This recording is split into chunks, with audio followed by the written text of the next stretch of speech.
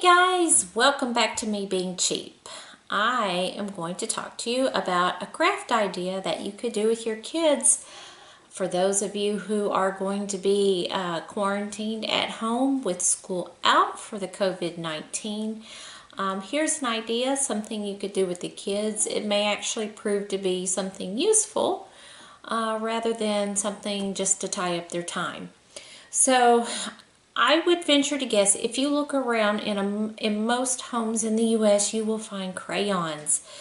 And so how many of you have a stash of crayons that you think, oh yes, I am going to make a craft one of these days, and then it never happens? About as far as we got on the crafting with crayons is my youngest took a set of crayons that were broken and melted them in muffin tins into these multicolored circles that were about this big. They were neither convenient for coloring, they didn't feel good in the hand, and then you couldn't really color in the lines, and they were a bunch of different colors. So yeah, when it was younger, it was something to occupy their time, but not a real useful craft. So we are going to make what is called a buddy burner, and we used to make these when I was little, and especially in Girl Scouts, and we are literally making a stove that you can cook on from trash. And so kids might think that this is fun, but it's also good for in case of an emergency. So you can do this with very limited tools. So let me tell you what you need in order to make a buddy burner. One, you need a tuna can. This could also be a cat food can. It just needs to be one of the small round shallow tin cans. So that's that. Okay, so you need a number 10 coffee can. Again, this needs to be one of the metal ones. Sometimes these are hard to find. Hello. Sometimes these are hard to find now because a lot of them are plastic. So you'll need one of these. Of course, take the plastic wrapping off of it. You will need crayons. So I have a lot here. I've just got to pick them out. This was one of my kids' pencil case, like from the 3rd or 4th grade. So again, these aren't used very much these days. So you need old crayons. Brand is not important because they're just going to be melted. You need something to melt the crayons in. This is actually a wax melting pitcher that I got from Goodwill a long time ago for 49 cents. If you don't have one of those, you can just use a bigger tin can and just do it double boiler style. I'll demonstrate that in just a minute. Okay, the other tool you're going to need, I call these a church key. I don't know what the real name is. Some people call them a can opener, but it's the one that makes little triangle holes in it. If anybody knows why this is called a church key, please drop that down below in the comments. I've always been curious about that. But you do need a church key. You need something to cut metal with. So some of these shears. I'm not sure which pair is going to work, so I have 2 pair here. And then you need corrugated cardboard. So for those of us that shop online for Lowe's or Amazon, we probably have a surplus of this. Again, we're literally making a stove from trash. We're making it from old crayons, tuna cans, coffee cans, and cardboard. Corrugated cardboard, in case you didn't know, is the cardboard that's got the little ridges in it. So a cereal box will not work for this. Alright, so the first thing we need to do is get started melting the crayons. I'm just going to drop them in here, paper and all. I'm not going to spend the time peeling them. But if you're trying to keep the kids entertained, you could have them peel the crayons. You could also send them on a treasure hunt through the house to see who can find the most broken crayons. Or I should say the most crayons, because you don't want to encourage them to just go find them and break them. But like this one, looks like it's been chewed on or something. Doesn't have a wrapper on it. It'll work for what we need to do with it. Here you have these cheap ones like you get at a restaurant. They don't color very good anyway. We'll just throw those in there. If you really cared, you could get specific on the colors. I'm just going to throw some in here. I'm sure I'll have plenty. Alright, so I got crayons in there. Alright, now I'm going to walk you guys over to the stove. We'll get this going in a double boiler fashion, and then we'll come back and start making the actual stove part. So I'm going to walk around the table and grab the camera.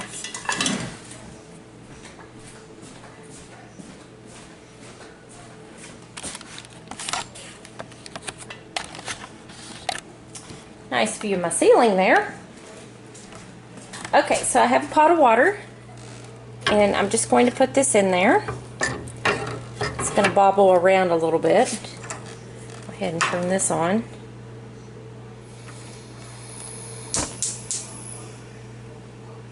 My medium's just fine. So again, if you don't have the wax pitcher, you could just use a can. Okay, so we got that going. Come back over here. Adjust the camera. Get started on this part. Okay. I'm gonna have to do some editing. All right. Let's do this part first. So first thing I'm going to do is take off the plastic.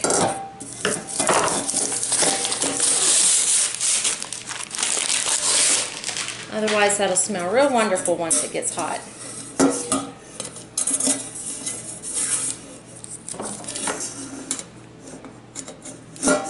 Now I will say this is not the most efficient way to cook. I remember in Girl Scouts waiting forever for this to heat up. It does work better if you use very thin cookware, such as like from one of those camping mess kits. Those work nicely. I would say that you could just cook in one of these. They don't recommend that these days because I think there's like a lining. I think they call it like BHA or something. Anyway, I suppose that could leach into the food. Okay, you guys probably don't want to watch me peel this, so we'll go ahead and get started, and then I'll peel that off before we use it. Okay, so you're going to start by placing 3 holes on the side of the tin can.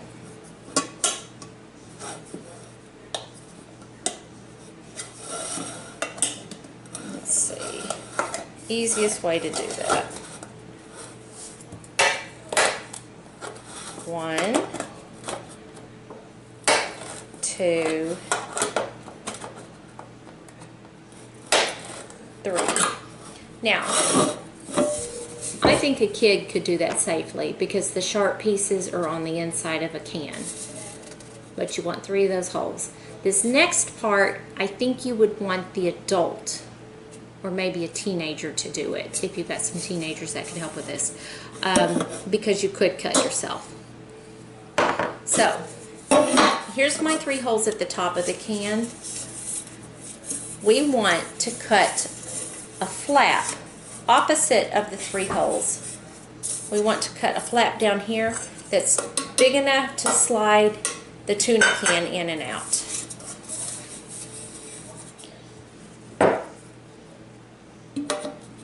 There's some big old shears. This was probably easier back then when they didn't have the little lip on the inside. Okay, so there's one cut.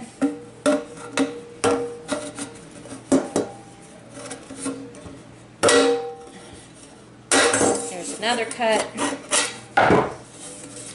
I've got 2 cuts there. Let's see if that's going to be big enough. Nope, I need to give it another cut.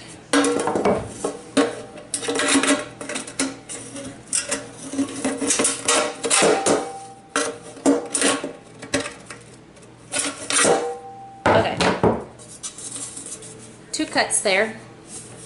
Now we're going to fold it in. And again, I would recommend that the adult do this part because you could cut yourself.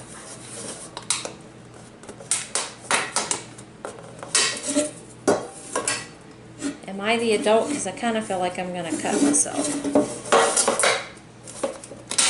There we go.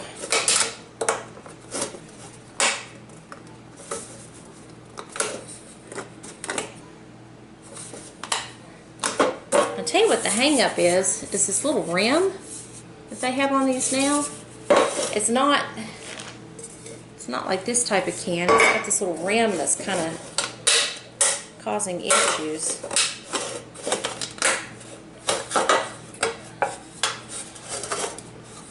Okay, we have it folded in. Okay, so the idea is that this part is going to slide in there. Okay, so we have the actual stove part made. That's all there is to it. The next part is going to be the fuel cell, which is the tuna can.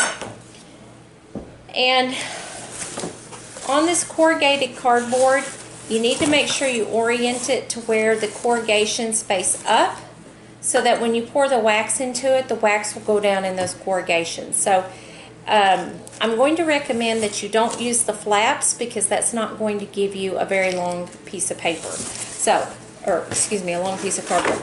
I'm going to recommend that you cut the flaps off. So give me just a second, I'm going to cut these flaps.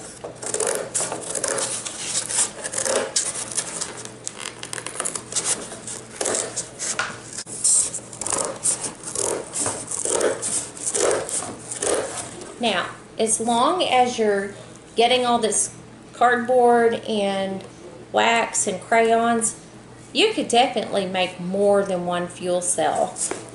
If you think you might like to cook on these and want to cook more than one thing at a time, and if you've got extra number 10 cans such as this, you can make more. You can make more than one at a time. I would recommend you do that as long as you're already getting your tools out and making a mess. Again, you could keep the kids occupied with this, teach them a little bit of survival skills, teach them making do with what they have. This could be useful. You never know when the power is going to go out. Again, it's not the most efficient way of cooking. Most people have a grill or something like that, or maybe even a real camping stove, but this will cook. Will cook. You can boil water. It'll take a little time. I think on another video I might see how long these little wax cells burn for. Alright. Got this one cut off. That's the third one. And this one cut off.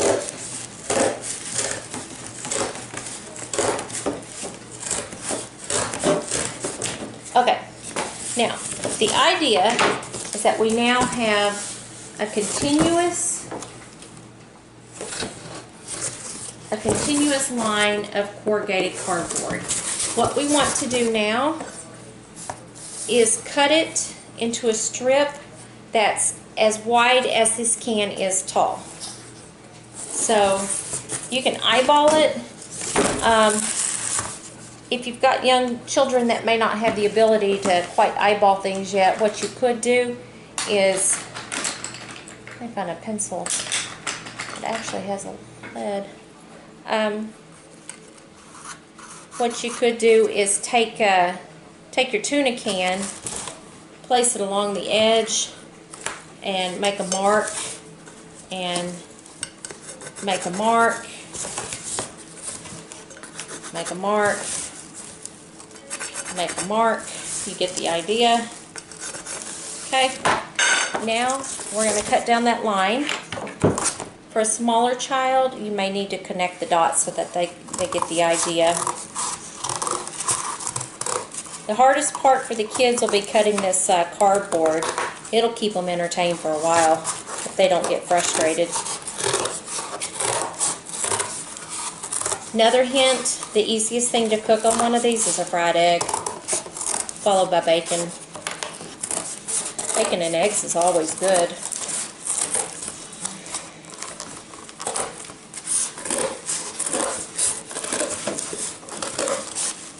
So this brings the whole recycling concept to a new level.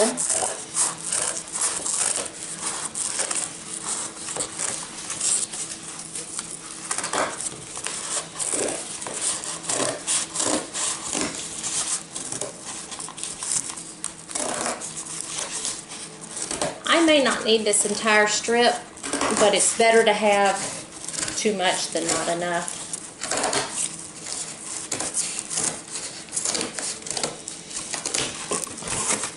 For the little kids, it may be easier if it's a shorter piece of cardboard. They may actually have an easier time cutting these little pieces, but then you'll kind of have to join them together. The next thing you're going to do is try and coil this as tightly as you can. So just start rolling it up.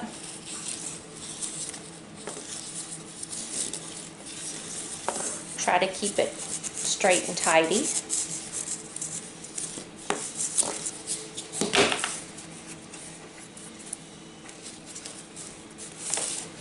As you can see, oops, came unrolled. It doesn't really take an adult very long to put one of these together.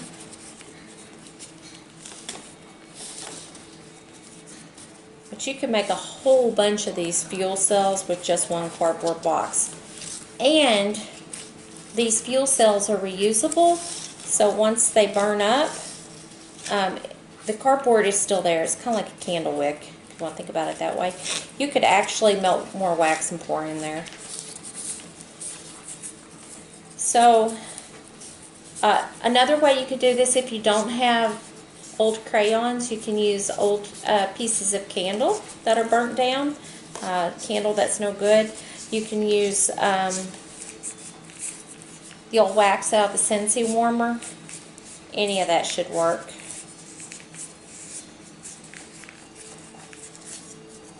Okay.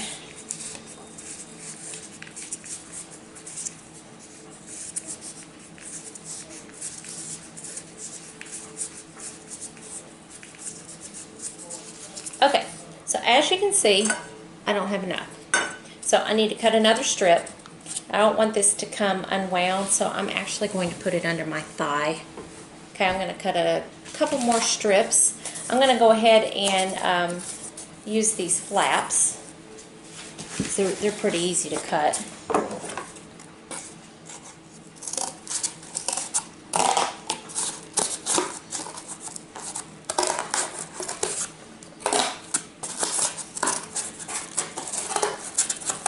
So while I'm doing this, how many of you actually have made these before? Be kind of curious to hear.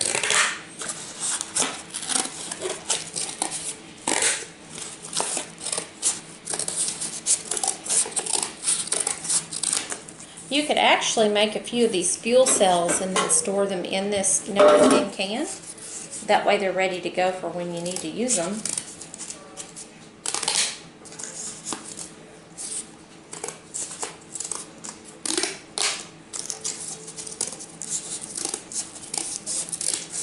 Alright, get this out from under my thigh. Okay, I'll go ahead and finish winding.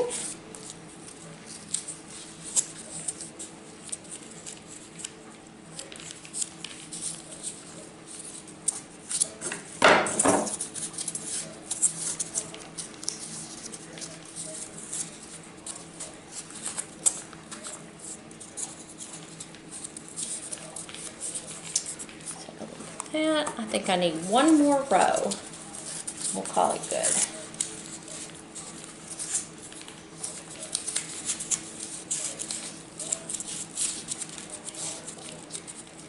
Okay, that's big enough. And then the next thing I want to tell you to do is push up on this middle a little bit on the back side. This will make it a little easier to light if you kind of have the center raised up. I'm going to put this down in the can.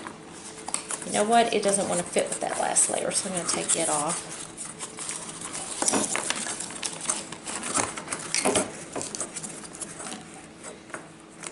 Okay, so here you go. That's what that looks like. The center's raised up. Now, let me go check on the wax.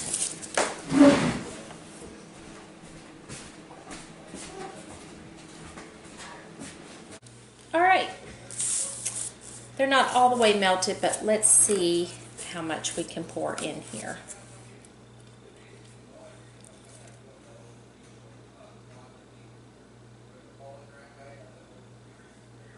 Kind of comes out this kind of gray-black color.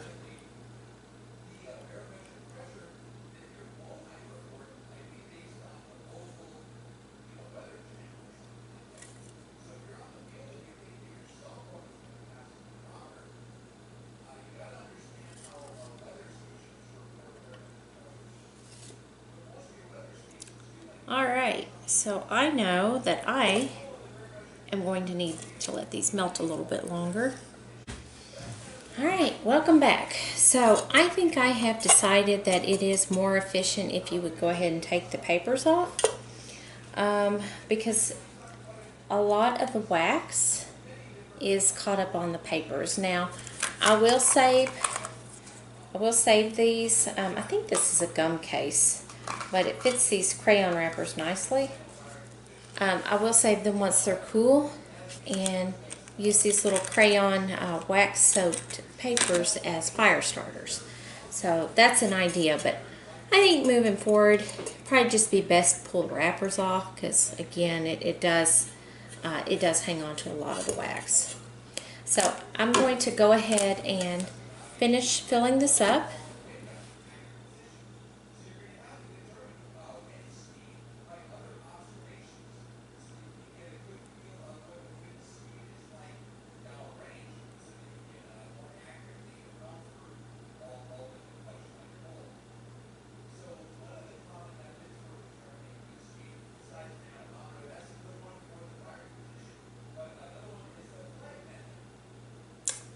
Alright.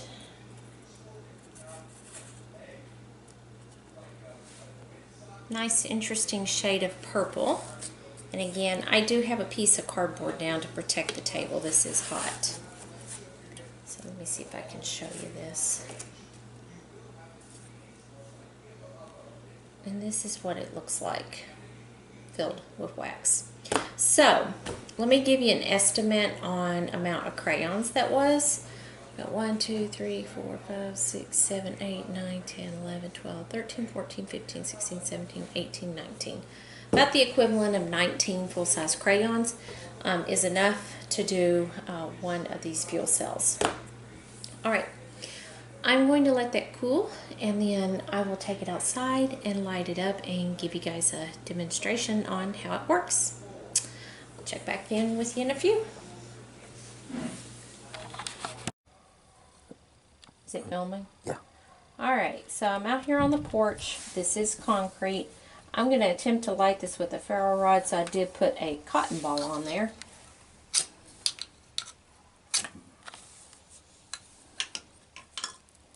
And that seemed to light up pretty good. I will do a video one of these days on how long one of these fuel cells will last. I don't know that I want to stay out here tonight. As you can see, it's pretty cold. I don't know if that's going to light all the way. So for those of you that stocked up on toilet paper and maybe have some extra and maybe rent's due and not enough money for the electric bill or what have you, this is another option. And I don't want you to freak out that I'm burning up a roll of toilet paper.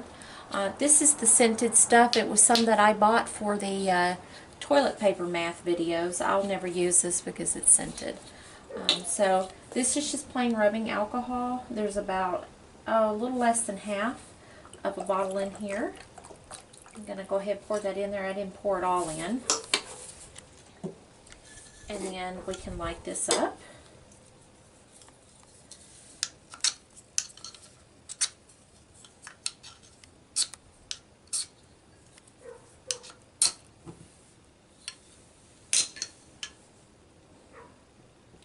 And that's got a much bigger flame. Alright. Hey, welcome back to me being cheap. It is very windy outside, but I thought I'd give you guys a demonstration of possibly how long it takes to boil water using this. You could probably hear the wind. Because it's so windy, I'm actually out here in my shop. So I don't recommend using this inside, but I am in a drafty, very drafty old shop. So right now it is, let's see, what's my Fitbit say? 2:42. So slide this under there like that. This will become hot. I have one of the pans from one of those real lightweight mess kits. It would probably be the best type of cookware to use with one of these. And I have a cup of water that I've put into a bottle so I could actually carry it out here. You can hear that water in there already is sizzling.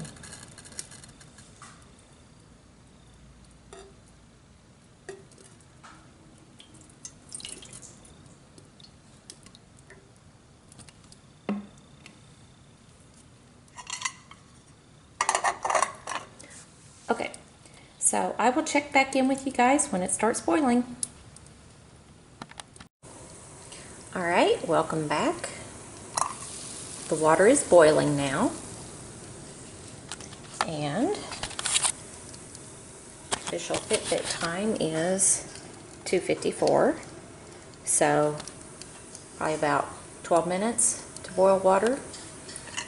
So next thing I'm going to do is I'm going to see how long this cell